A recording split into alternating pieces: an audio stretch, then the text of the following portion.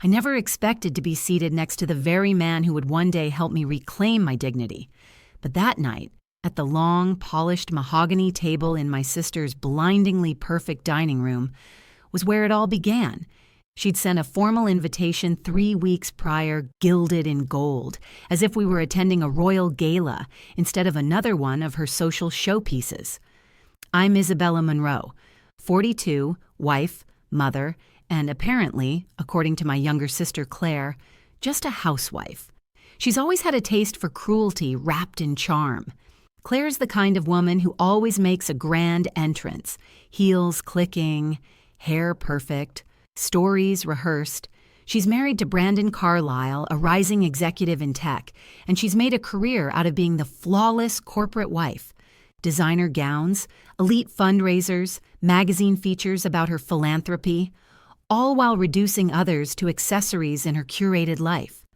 When she invited my husband and me to this small, intimate dinner with Brandon's business partners and a few family members, I hesitated. We weren't close, not anymore. But my husband Matthew thought it might be good for appearances. "Let's just show face," he said. "Have some wine, smile, and leave before dessert." So I agreed. I put on a simple navy sheath dress, pulled my hair back, and reminded myself this was one evening. I could survive one evening. From the moment we stepped through the Carlisle estate doors, it was clear what kind of night Claire had in mind. She greeted Matthew with exaggerated warmth, the kind that made her diamond bracelets jingle as she hugged him a little too long. Me? I got a quick air kiss and a thin smile. Her eyes skimmed over my outfit like she was scanning for a label she couldn't find. "Still into baking?" she asked me, her voice too loud.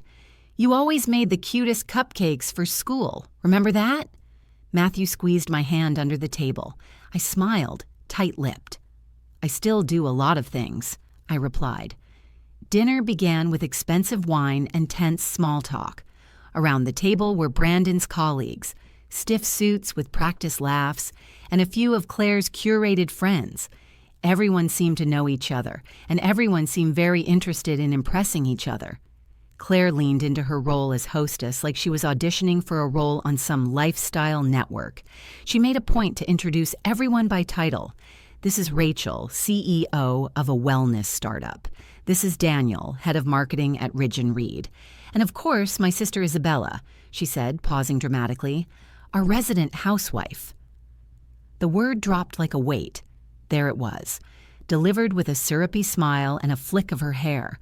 The mockery wasn't new, but doing it in front of strangers, in front of professionals, that was new and deliberate.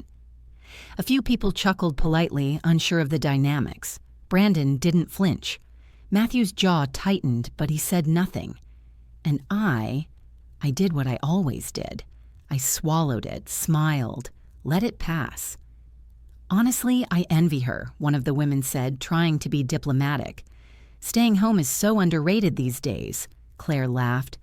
"Oh, Bella's not just staying home. She manages the PTA and bakes. She's basically Pinterest come to life." I didn't flinch, but something inside me cracked. It always starts like that. Quiet fractures that you convince yourself aren't serious until one day you're staring at the rubble wondering how it got there. Then came dessert, chocolate souffle, imported berries, and more wine. Conversation turned to business, of course. One of Brandon's partners mentioned a consultancy that had overhauled a troubled division at his firm. "They were brilliant," he said. "No one saw the cuts coming until they'd already streamlined half the team, brutal but smart." Another chimed in. "They saved the quarter, honestly. Carlisle Tech would have bled out without them." Claire perked up. "Oh, Brandon had to deal with that, didn't you, honey?" Brandon shrugged, sipping his wine. "Yeah, they were efficient, cold, not the usual type." Then the man next to me spoke. I hadn't paid much attention to him all evening. He'd arrived late, introduced himself simply as Eric, and spent most of dinner listening rather than talking. But now he turned slightly, looked directly at Claire, and said, without raising his voice, "Housewife? She's the consultant who restructured your husband's company. Brandon's getting fired next quarter." The table froze. Claire's fork fell mid-bite. Brandon choked on his wine. And I sat still, not smiling, not blinking, just letting the silence swell and burst like a dam. It was the beginning of the reckoning, and no one at that table would forget it. The silence after Eric's revelation didn't last long, but it left a mark. Claire quickly recovered, of course. She always did. Her default setting was denial wrapped in charm. She let out a tight laugh. "Oh, come on, Eric, you're joking, right?" She turned to the rest of the table, eyes searching for agreement, for validation. "Isabella? Restructuring? You must be confusing her with someone else." But Eric didn't even blink. "No confusion. Isabella Monroe, independent consultant, operates under M&R Advisory Group. You've worked with them, just didn't know who was behind it." Now everyone was staring at me, at the housewife in the navy dress with no title card, and I didn't flinch. Not anymore. I looked down at my glass, swirling the last of my wine, and said softly, "You never asked what I really did." And they hadn't. For years, I let them believe what they wanted to believe, that I was the sweet, supportive wife, that I stepped back from my career to raise my kids and make cupcakes, which was true, but not the whole truth. I had built a career long before Matthew and I had children. I was already a rising analyst in corporate restructuring. When companies couldn't afford their bloated payrolls or outdated divisions, they called us. We weren't flashy. We were discreet, effective. The firm let me take projects anonymously under our umbrella name while I worked part-time. I chose that path so I could be home with my children and still use my mind. Matthew knew. He'd seen me burn the midnight oil after putting the kids to bed, juggling spreadsheets and drafting transition plans while sipping lukewarm tea. He never once questioned my capacity or my choice to keep it low profile. But no one else knew, because I didn't need them to, and because part of me was tired of trying to explain my value to people who had already decided I had none. Claire blinked at me now, confusion bleeding into suspicion. "You've worked on Brandon's company?" I nodded slowly. "I can't give specifics. You know how NDAs work, but I was assigned to oversee the restructure of 3 mid-sized tech firms under the M&R portfolio. Carlisle Tech was one of them." Brandon's face paled slightly. He knew. He must have seen my name on something, buried in the email threads. Forgotten. Until now. "Why didn't you say anything?" he asked. I tilted my head. "Would you have listened?" That was the question none of them could answer. The mood at the table shifted. Suddenly, I wasn't Claire's shadow anymore. I wasn't the decorative housewife they could patronize. I was the woman who had just yanked the curtain off their assumptions and left them exposed in front of their own guests. Rachel, the CEO, leaned forward slightly, clearly intrigued. "Isabella, I'd love to hear more about your work sometime. Do you do external consulting?" I smiled politely. "Sometimes. Depends on the client." The dig was subtle, but she caught it. And Claire? She was seething beneath her porcelain skin. After dinner, people started making polite excuses to leave. The air had grown dense, like everyone needed fresh oxygen away from the social tension. I stood slowly, excusing myself, and stepped out onto the patio. The night air was crisp, the lights from the pool casting shimmers across the marble tiles. I heard the sliding door open behind me. It was Eric. He walked up and stood beside me, hands in his pockets, gaze forward. "Sorry if I embarrassed you, but I couldn't sit through another round of their crap." I shook my head. "You didn't embarrass me. You just said what I've never been allowed to." He glanced at me then. "You knew this would happen when you took that account, didn't you?" "Not exactly. I didn't know it was Brandon's until I saw the name buried in a subcontracted division. But once I found out, I didn't step back. I did the job." Eric smiled faintly. "You did more than that. You gave them a reality check with receipts." We stood in silence for a while, listening to the low murmur of voices inside. "They'll come after you now, you know," he said. "People like Claire don't handle being embarrassed well, especially not in front of an audience." I nodded. "Let them. I'm done playing the quiet one. That night, something in me clicked into place.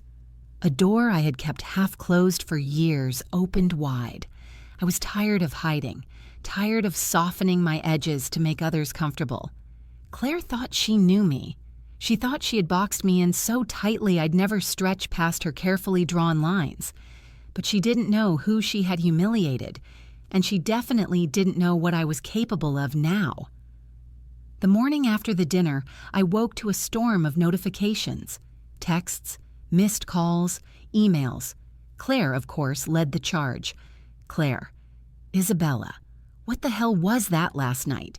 You humiliated me in my own home. Call me. Now, as if I'd thrown the first stone, as if I had stood up and made the announcement myself. I didn't reply, not yet. Instead, I made myself coffee, sat at the kitchen island in my robe, and watched the sunrise like it was the most peaceful thing in the world, because it was peaceful. For the first time in a long time. Matthew walked in, hair tousled, still half asleep. He rubbed his eyes and blinked at me. You okay? I nodded. Better than I've been in years. He poured himself coffee and leaned against the counter. That guy, Eric, you knew he'd say something. Number. But I wasn't surprised. Matthew exhaled slowly, like he'd been holding it in all night. They're not going to take this quietly, Bella. I know. I sipped my coffee, and I'm done caring. It didn't take long for the professional ripple effects to hit. 2 days later, Brandon's firm issued a quiet internal memo about a strategic leadership transition. I knew that language. I'd written memos like that before. It meant he was being pushed out. Not today, not tomorrow, but soon. The restructuring I had designed hadn't targeted him. It had just revealed the inefficiencies he'd let fester under his leadership. But Claire wouldn't see it that way. To her, I was the one who pulled the trigger.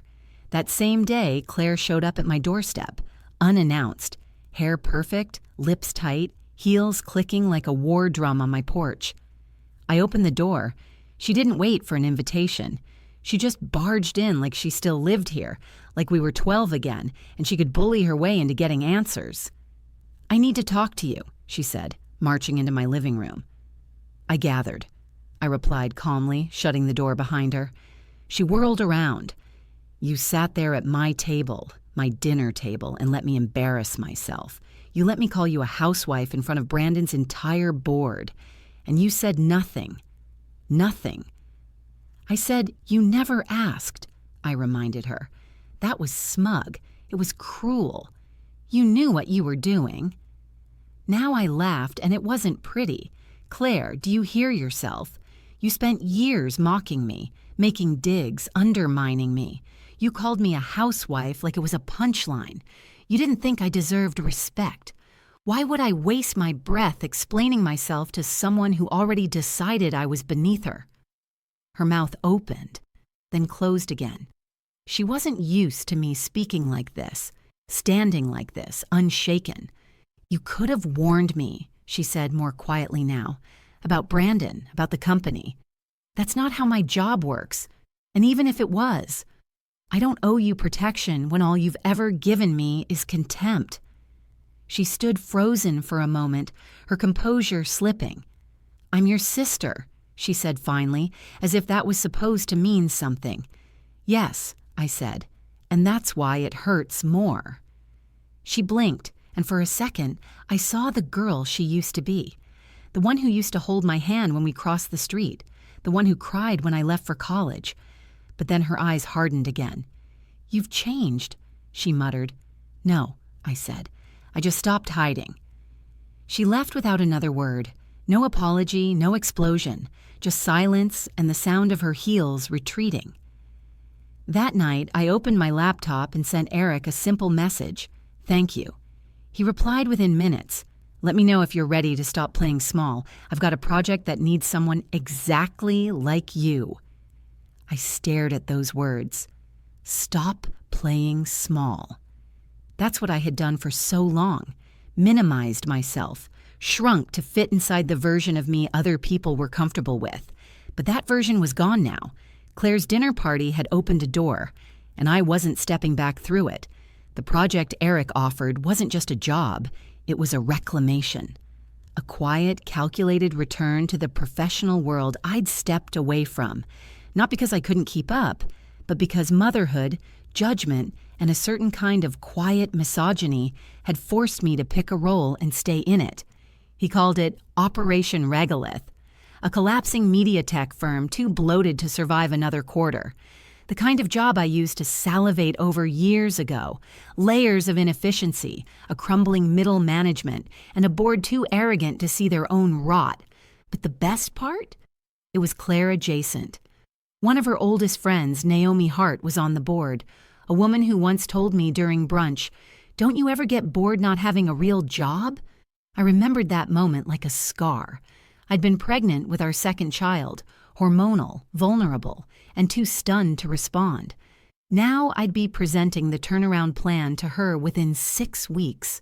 Life had a sense of humor when it wasn't actively punching you in the face. Eric and I met at a cafe to talk logistics. He laid out the roadmap, the expected resistance, the boardroom dynamics.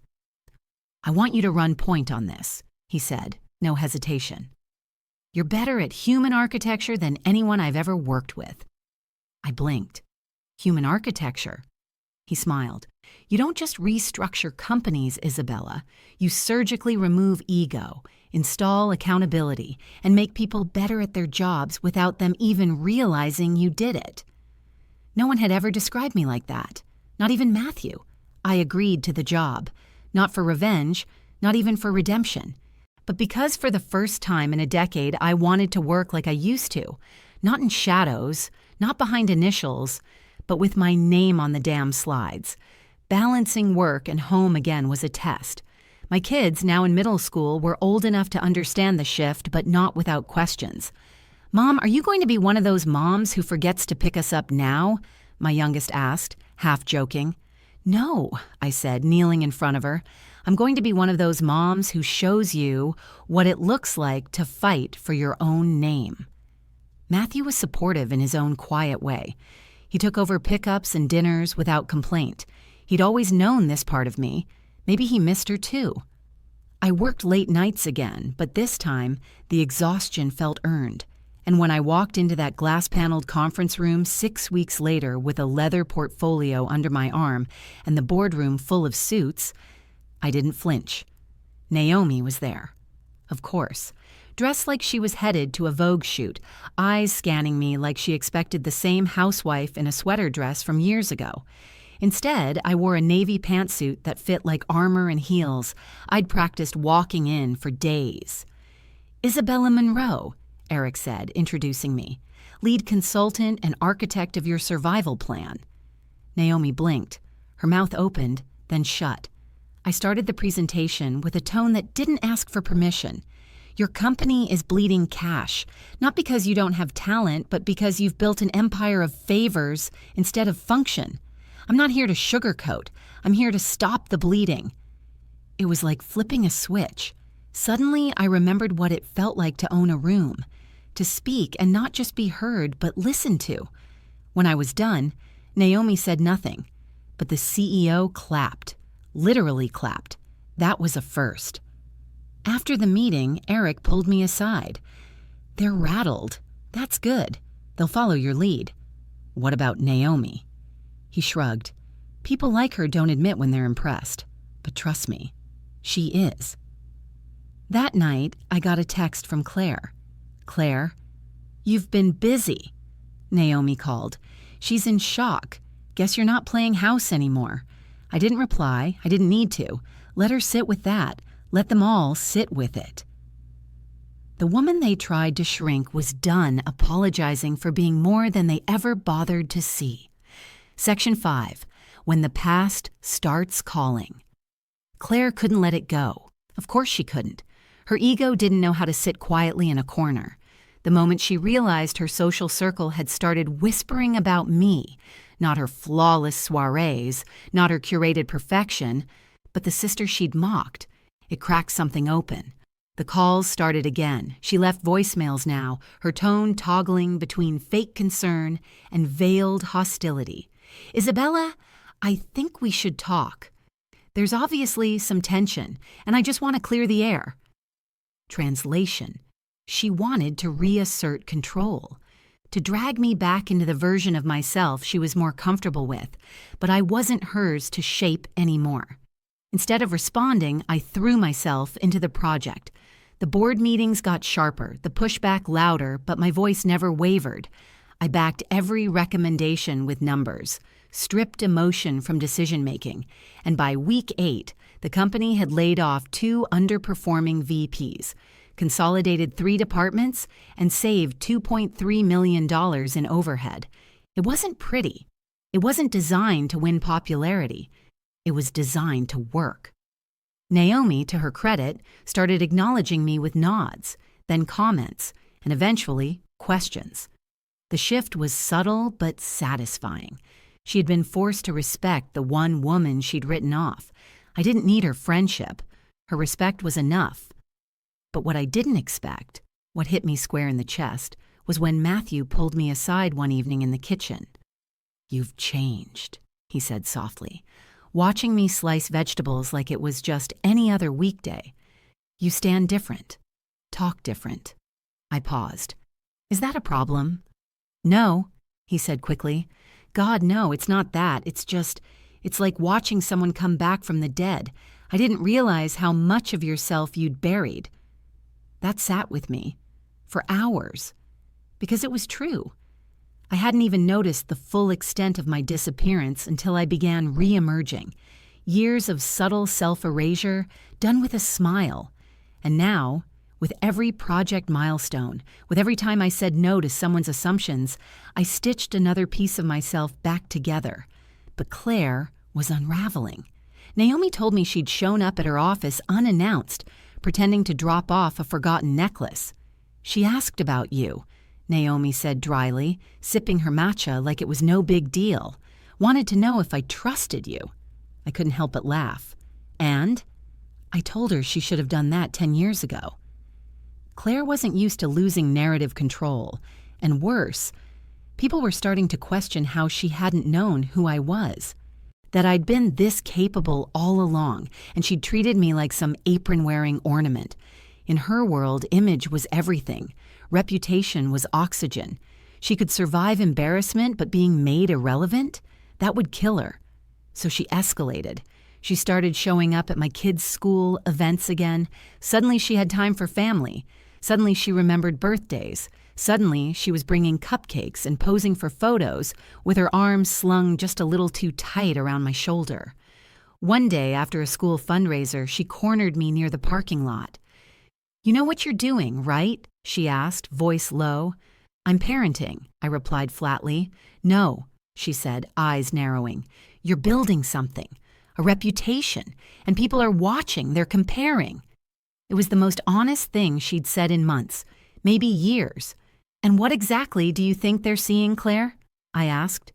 She hesitated. Then finally she said it. The real fear behind her eyes. "They're seeing that you don't need any of us. That maybe you never did." She wasn't wrong, but I wasn't cruel about it. I just looked at her and said what I'd been holding in since that night at her dinner table. "I didn't need you to like me. I needed you to see me." And now that she finally did, that was her problem to sit with. The next invitation came in a glossy envelope sealed with gold foil and pretension, Claire's signature touch. This time, it wasn't a family gathering. It was a professional event, a dinner honoring local women in leadership, co-sponsored by a nonprofit she chaired and a boutique investment firm, the same one Naomi had recently started advising for. In the past, I'd have tossed that envelope in the trash, no hesitation. But this time, something in me paused. It wasn't curiosity. It wasn't vanity. It was precision. I called Naomi. "Did you recommend me for this?" I asked. A beat passed. "They asked if I knew any strong women in business who weren't already on the guest list," she said. "I gave them one name." Of course. I didn't RSVP right away. I waited, watched, let Claire stew in the unknown. And when I did confirm my attendance, I requested to bring a guest, someone who knew the tech sector better than most, Eric. Claire didn't call, didn't message, didn't dare confront me about it. But her silence was its own kind of noise. On the night of the event, I wore midnight blue. Tailored, minimalist, powerful, not a single sequin or screaming brand label, just clean lines and presence. When Eric and I walked into the venue, all warm lighting and curated elegance, heads turned. Not because I was dazzling, but because I didn't need to be. I was calm, still, like someone who knew she didn't need to prove her place anymore. Claire was across the room near the stage, laughing too loudly at someone's joke, her eyes darting over every shoulder. She spotted me after a moment, and her smile froze mid-lift, just long enough. Then it snapped back into place like a mask reheated in the microwave. She made her way over, glass of champagne in hand, expression rehearsed. "Bella," she said with that performative affection, "I didn't know you were coming." "You invited me," I said. She blinked, then laughed. "Of course. I just mean, I didn't think you'd be interested." I tilted my head slightly. In honoring women who build things. Sounds exactly like something I'd be interested in. She faltered, just slightly, then turned to Eric. "And you brought a date. That's unexpected." "He's not a date," I replied evenly. "He's my partner on the Regolith project." Claire's smile faltered again, and this time it didn't recover. "Ah," she said, "the hatchet job." Eric smiled politely, but there was iron behind it. "We prefer corporate triage, and it's actually going well. Isabella's led the recovery without losing a single high-value talent. That's rare. Even I'm impressed." Claire's glass tilted slightly. I wondered if her fingers were shaking beneath the crystal stem. "Enjoy the evening," I said, ending the interaction. "We're sitting with Naomi." And we walked away, just like that. The rest of the evening unfolded like a quiet unveiling. Every time someone approached me to say, "Oh, I didn't realize you were that Isabella Monroe," Claire shrank a little more. By dessert, I was on my second glass of red, half listening to a panel discussion when one of the organizers, Melissa something, approached me. "We had a late cancellation on the panel," she said. "Would you be willing to say a few words about women navigating corporate reinvention?" It was bait, a stage Claire had clearly planned for herself, but I wasn't there to steal. I was there to exist. And if existing meant speaking, I wasn't going to shy away. "I'd be honored," I said. 10 minutes later, I stood behind the podium, hands steady, voice low and deliberate. "I used to think reinvention was about changing who you are," I began. "Now I realize it's about returning to who you were before the world told you what to become." You could hear a pin drop.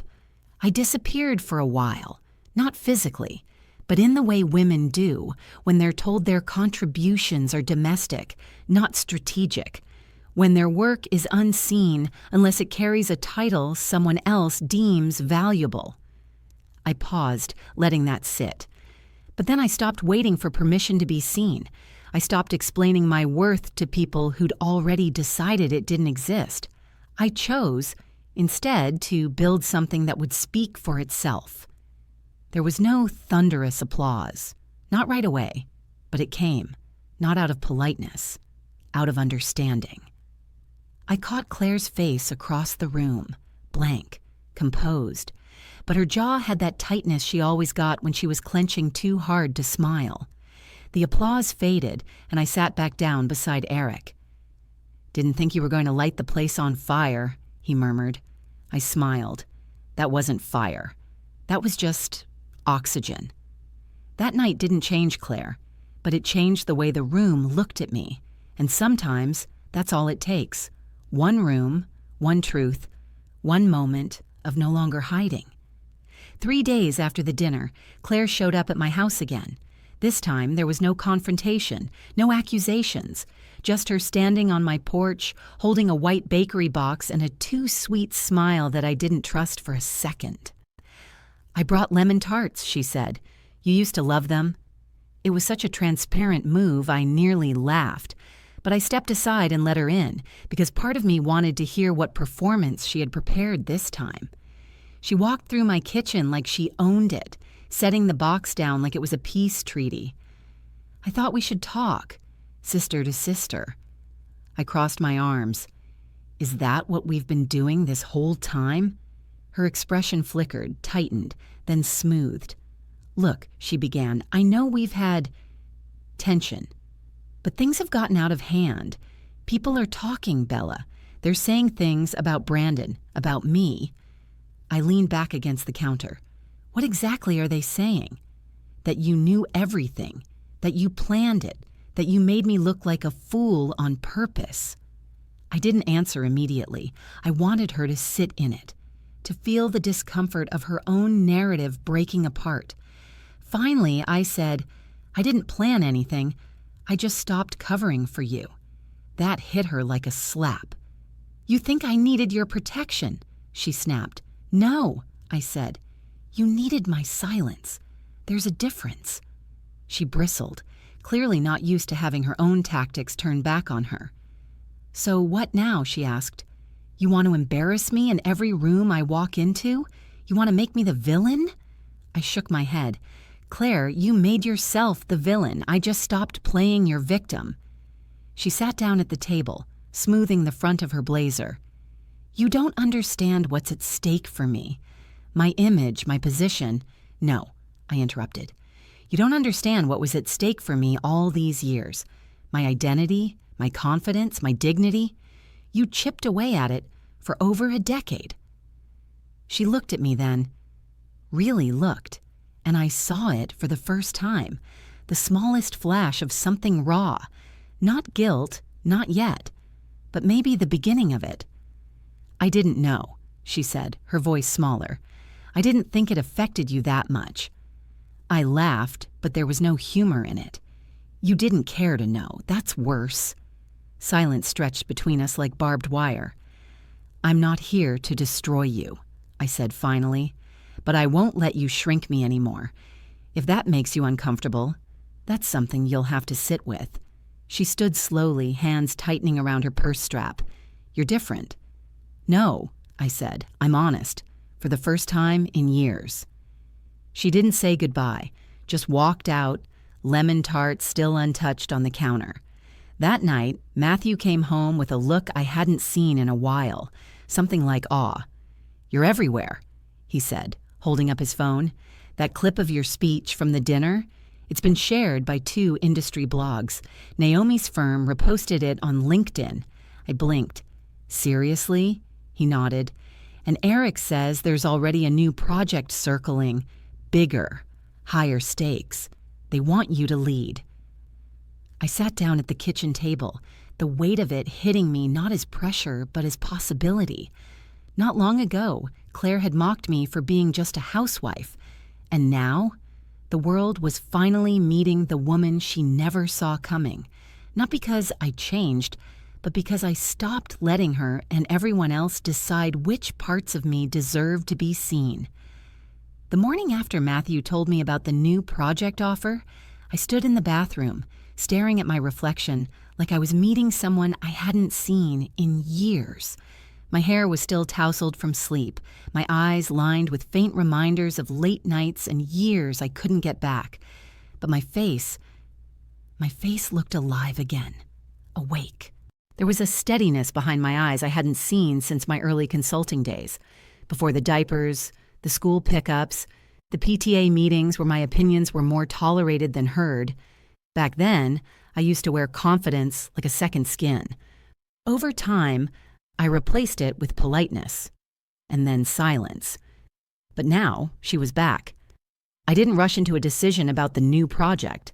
I sat with it, ran the numbers, looked at my family's schedule. I spoke to Matthew, who, bless him, never once asked me to slow down or compromise. He simply said, "I can adjust. Whatever you need." And that's when I realized something. I hadn't just changed. I'd created change around me. My kids, too, were watching. They saw me leaving the house in heels again. They saw the folders, the Zoom calls, the fire in my voice when I discussed strategy at the dinner table.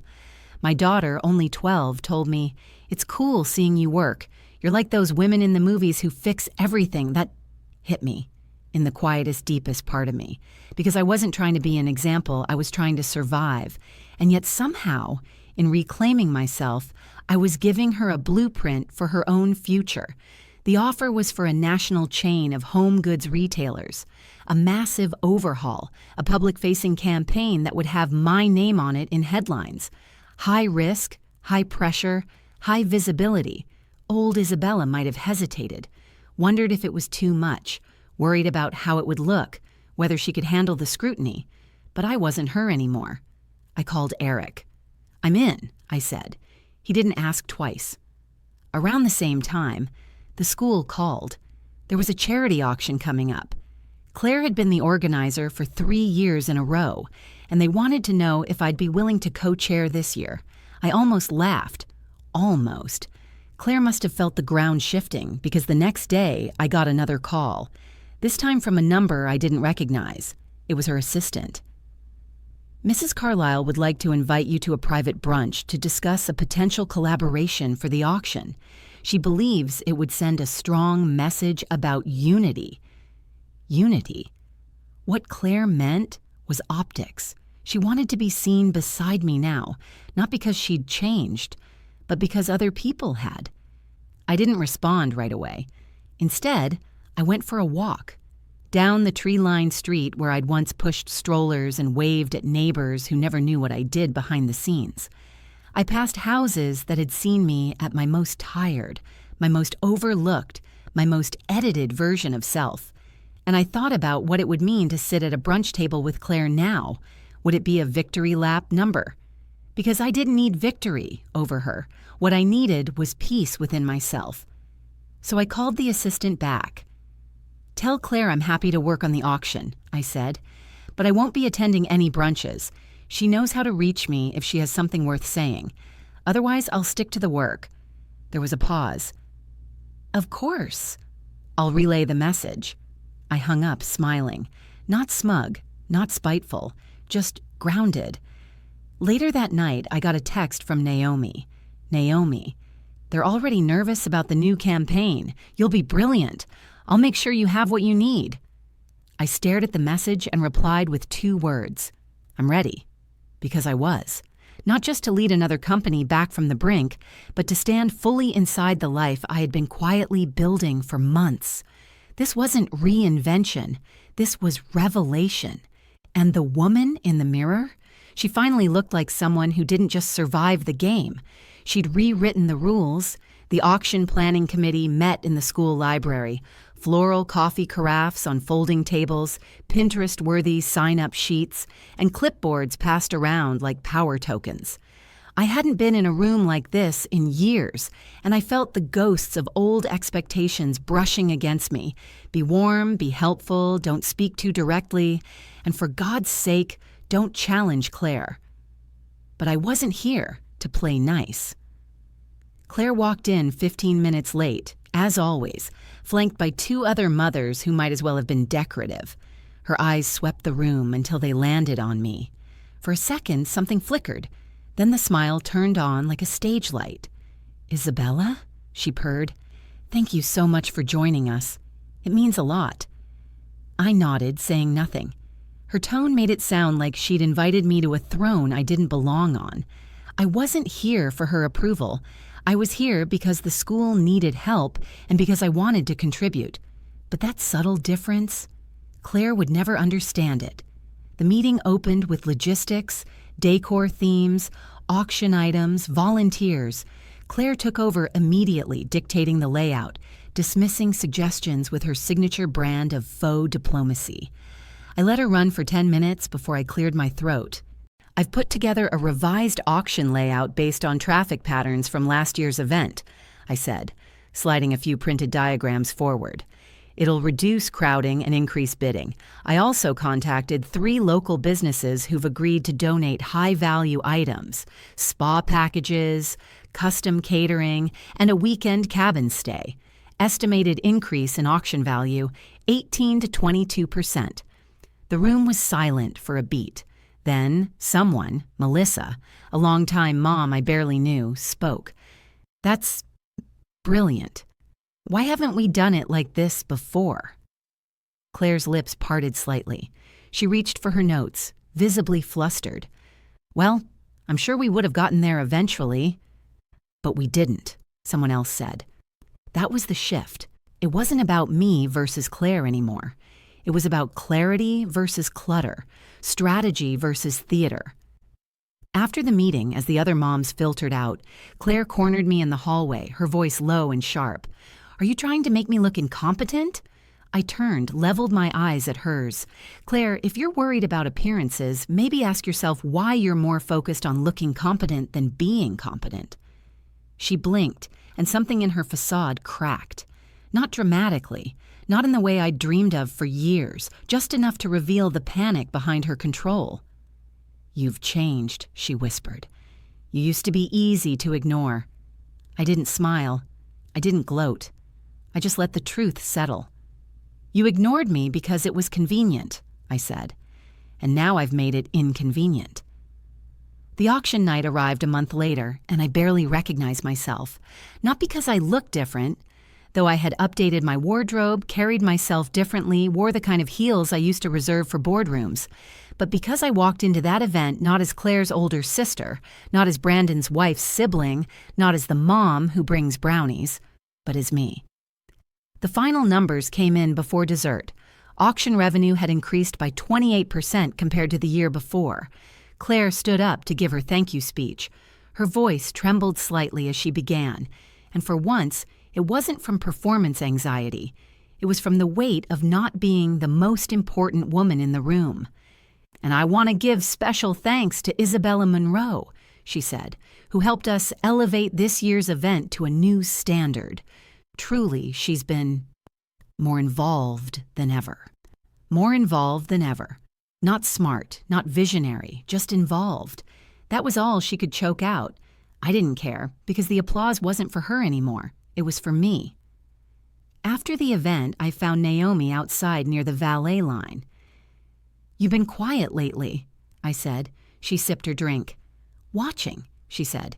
"You've done something most people don't." "What's that?" "Prove them wrong without raising your voice."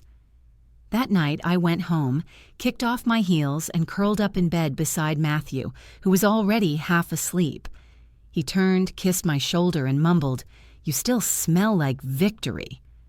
I laughed. It wasn't about revenge anymore.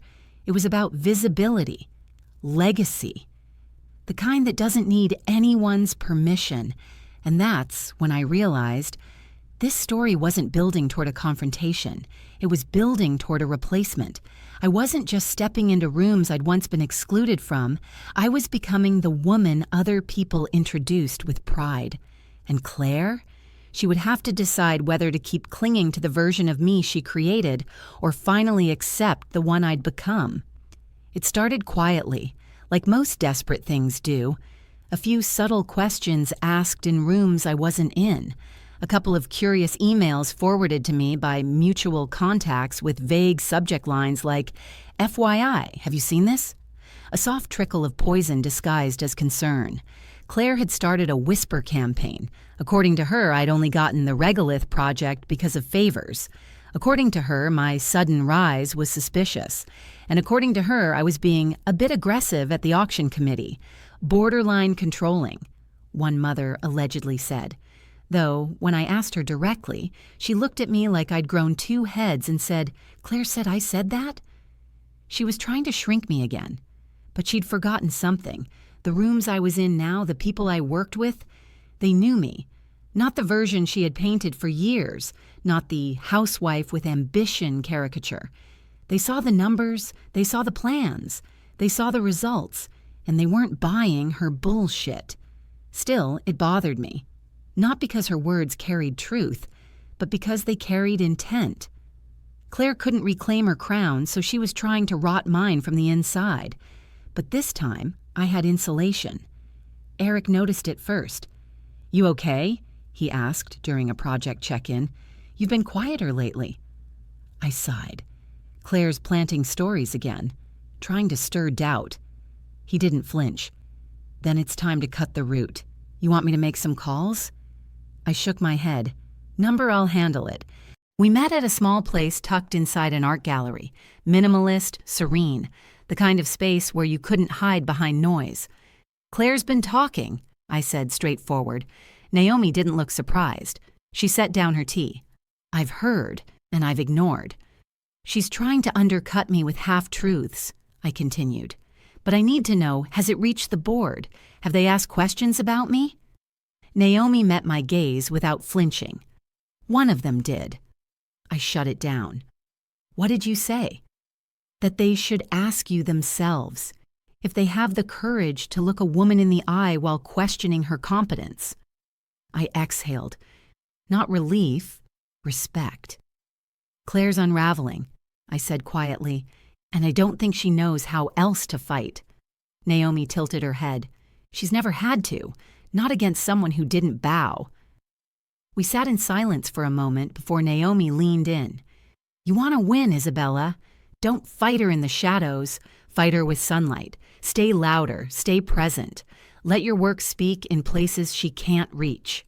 She was right. So I did. That week, I published my first professional piece under my own name. Reinvention isn't a comeback. It's a correction. A think piece on women returning to leadership after years of invisibility. I submitted it to a business journal on a whim. 2 days later, they published it on their front page with a full feature tag and an email asking for a follow-up. The article went semi-viral in the niche business community. I started getting invitations, podcasts, speaking gigs, mentorship panels. People I'd never met were tagging me, quoting me, lifting lines I had written in the middle of the night with a candle burning and my doubts whispering, "Are you sure you belong here?" I was more than sure now. Claire texted that Sunday. Claire, impressive article. Didn't know you were aiming for the spotlight now. I didn't respond. She wanted to remind me I had stepped into her territory. But what she didn't realize? She'd spent years polishing a spotlight, and now it was shining on someone else. That following Friday, I was leaving a Women in Tech event downtown. Small, intimate, all high-backed chairs and raw conversations, when I saw her waiting near the elevators. Alone. Stiff. Uninvited. Claire. She'd come looking for something. I didn't know what, but I gave her the moment. Isabella, she said, almost unsure for once. I waited. I read your article, she continued. People are talking. I know, I said. She looked tired. And something else. Not regret. Not exactly. More like a woman watching her reflection age faster than she expected. I don't think I ever realized, she murmured, how much space you were giving me. I know, I repeated. You're not the same anymore. No, I said. I'm visible now. She nodded, a slow, weighted nod, and then stepped into the elevator without another word. As the doors closed between us, I stood there in silence. I didn't feel triumphant. I didn't feel sorry. I just felt done. She could whisper all she wanted now. I had the microphone, and I wasn't handing it back. 3 weeks later, I received an invitation I almost ignored. A formal dinner hosted by the same investment firm, co-sponsoring my new national campaign. Not only would they be announcing the project publicly, but they were honoring key contributors in corporate reinvention. Naomi messaged me a day before the invite hit my inbox. Naomi, yes, you should go. Yes, you're on the list. Yes, Claire will be there. I stared at the message, debating. Not because I was afraid. I just didn't know if there was anything left worth confronting. But in the end, I RSP'd. Not for Claire, not even for Naomi. For me. I wore a sleeveless black dress, clean lines, no glitter, no distractions, my hair up, my eyes sharp. I wasn't there to impress. I was there to exist unapologetically. As I entered the venue, people turned, not in a movie scene kind of way, but in the way that says, they know your name before you say it. Eric greeted me near the entrance. You ready for the part where your name's printed in gold? He teased. Only if the wine's good, I replied. The room was full of industry figures, consultants, CEOs, board members. Claire stood near the center, laughing too loudly again, her necklace heavy and her voice rehearsed. But her laughter faded the moment she saw me. For once, she didn't approach me first. I walked straight past her. During the dinner, Naomi gave a speech about transformation, not just in companies, but in the people behind them. "We talk about fixing broken systems," she said, "but what we rarely celebrate are the women who fix themselves, who stop asking for permission and start building legacies in full view." Then she turned her eyes toward me and said, "Isabella Monroe didn't just save a company." She reminded the rest of us that invisibility isn't a condition, it's a choice. And she stopped choosing it. The applause was sharp, immediate, unforced. Claire clapped too, but it was slow, heavy. Like every beat of her palm reminded her that the story had shifted, and she wasn't the lead anymore. Later, during dessert, she approached my table. Alone this time. No entourage. "I didn't know they'd put you at the front," she said, like it was an accusation. "I didn't ask," I replied.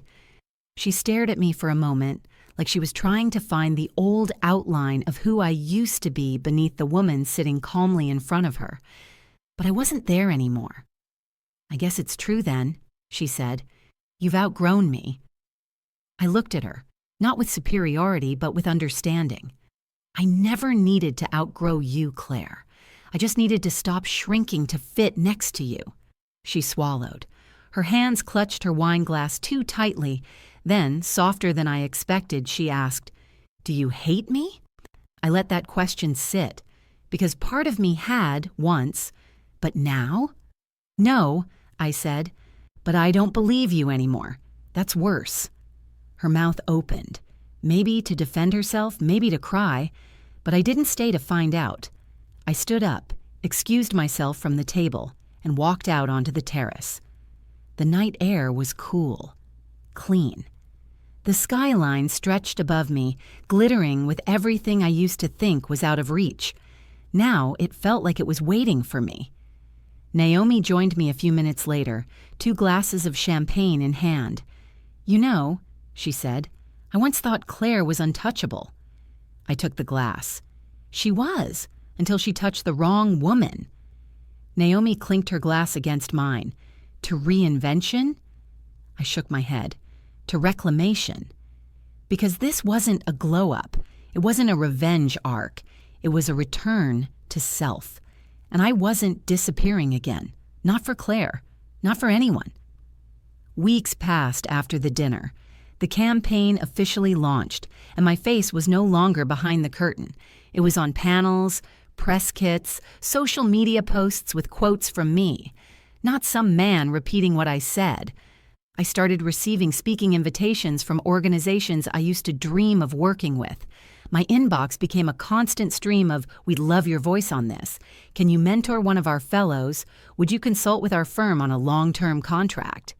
This wasn't noise. It was arrival. And the strange part? I didn't feel imposter syndrome. Not anymore. Because everything I had built, every pivot, every late night, every choice to be overlooked instead of overexposed, it had led here. Not fame, not glory, freedom. I wasn't a brand.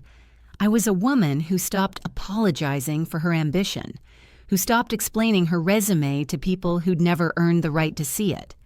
Claire, meanwhile, was quieter now, not absent, just muted. Her texts came occasionally, updates on our parents, links to upcoming school functions, dry reminders like, "Don't forget costume day is Thursday." Gone was the performance. Gone was the need to dominate every conversation. I didn't pretend we'd healed. I didn't need to. Because healing isn't reconciliation. It's release. I stopped needing her to understand me. I stopped hoping for acknowledgement she couldn't give.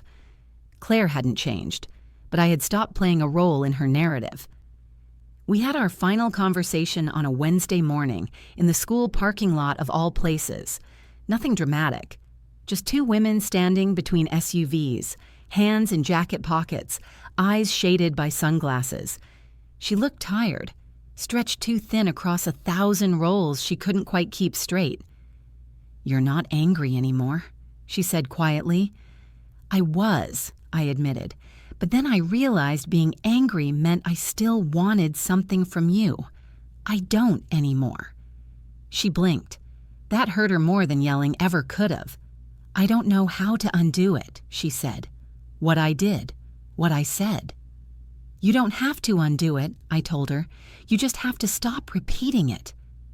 She nodded, slowly, for once. No defense, no smile, just stillness. And maybe that was her own kind of transformation. That weekend, my daughter came into my home office with a school assignment. She had to write about a woman she admired. "Can it be you?" she asked, eyes wide. "Or is that cheating?" I smiled. "Only if you lie." She shook her head. "I'm not lying. You're the smartest person I know." And God, I felt it. That validation I'd chased in boardrooms and brunch tables and perfectly planned charity events. I'd been begging the wrong crowd to see me. I didn't need to be the woman in the room. I needed to be my daughter's example, her blueprint, her proof. So I helped her with the essay, answered her questions, and when she read it to me out loud, my mom used to be invisible to people who didn't know her, but now everyone sees her, and I think she always deserved that. I felt something deep inside me click into permanence. Claire could have her whispers. I had my legacy. 1 month later, I was asked to headline a national summit on women in leadership. I said yes, not because I needed the spotlight, but because I finally knew what to do with it. I walked onto that stage wearing no armor, no sharp heels or battle-ready posture, just myself, whole, unafraid, unedited. And I told them the truth about being dismissed, about being mocked, about being just a housewife, and how the greatest thing I ever did was stop letting anyone else finish that sentence for me. The applause that followed wasn't validation, it was recognition. Claire watched the clip online, I'm sure. Maybe she played it twice. Maybe she sat with it in silence. Or maybe she still spun her version at luncheons. But none of that mattered, because I had left the table where I was mocked and built my own. And now, the woman they used to whisper about, she owns the room. It was a late spring afternoon when it came full circle. I had just finished a conference call with a European client when my phone buzzed with a new message from a name I didn't expect to see again. Brandon Carlisle, Claire's husband, my sister's golden boy husband who, for years, treated me like a curiosity, like I was playing at being clever.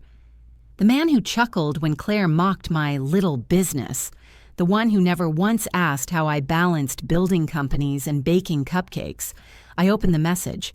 "Brandon, Isabella, I wanted to reach out personally. I've officially stepped down. The company's restructuring was thorough, and I understand now that it was necessary. You did your job well. Just wanted you to know that." Short, neutral, almost respectful. I stared at the words, waiting to feel some satisfaction. But what I felt was confirmation. The version of me they dismissed, the one at that dinner table with a hot dog in one hand and humiliation in the other. She had delivered the quietest, cleanest reckoning. She hadn't screamed. She hadn't begged. She'd stood up, walked out, and rewritten the entire narrative. A week later, I was invited to speak at my daughter's school, Career Day. She'd written my name in bold marker on the sign-up sheet. Isabella Monroe, business consultant /CEO/mom. I stood in front of a classroom of 5th graders, explaining what I did in the simplest terms. I help people fix things when they break, I said. Not things like toys, things like businesses, systems, leadership. I look at what isn't working, and I help people build something better. A boy in the back raised his hand. "So you're like a boss?"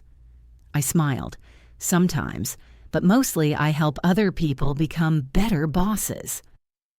Afterward, as the kids filed out, a teacher approached me with a soft smile. "I don't know if you remember, but 5 years ago you brought cupcakes for the class," she said. "Everyone loved them.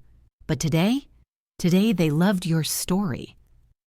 That landed deeper than I expected, because the truth is, I was the woman who brought cupcakes, and I'm also the woman who rescues companies with 7-figure losses. One identity didn't replace the other. I'd simply stopped letting the world act like I could only be one.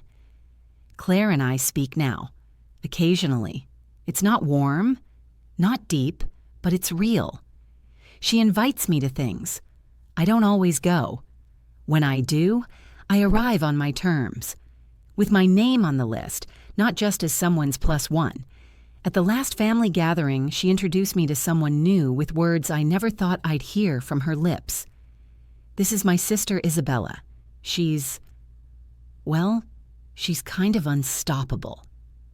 It wasn't an apology, but it was acknowledgement, and honestly, that was enough.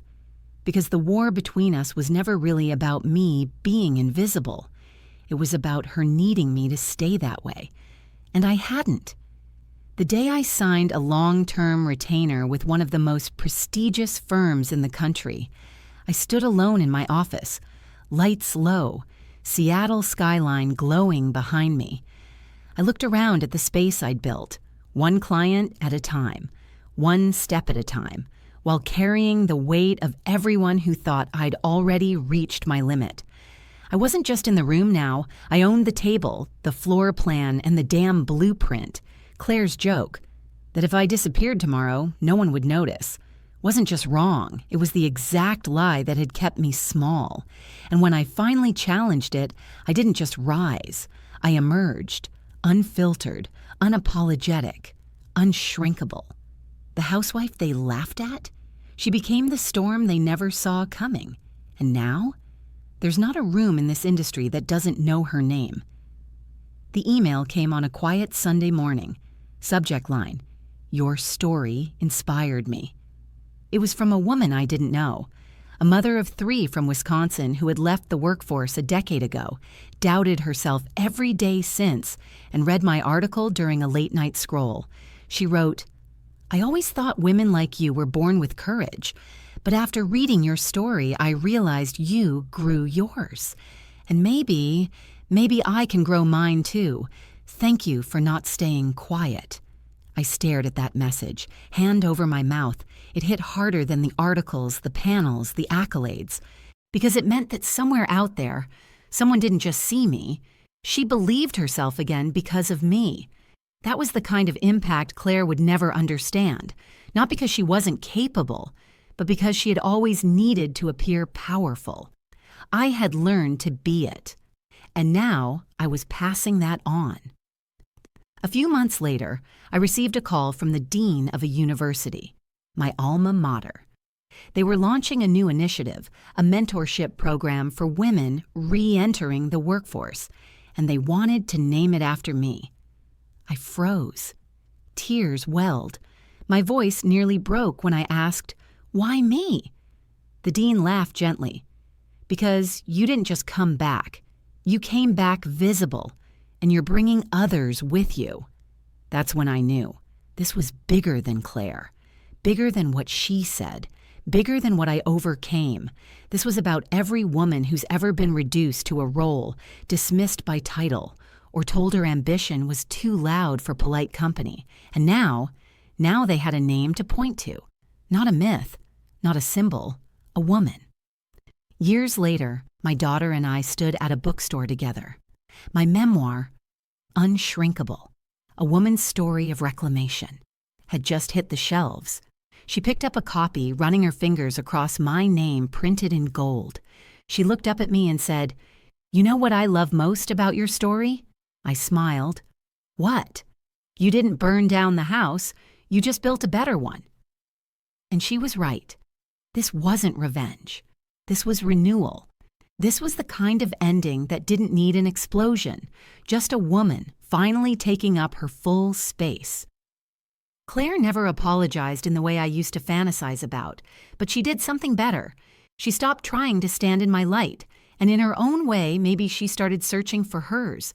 So if you're reading this now, if you've ever been the woman passed over, the sister mocked, the mother reduced, the wife underestimated, let me say what no one else will. You are not behind. You are not late. You are not too soft, too much, or too far gone. You are becoming. And if they laugh, let them, because someday they'll say your name with a different tone. Someday they'll stand in a room you built. And someday they'll finally understand that the housewife they dismissed, she was the architect of everything they never saw coming.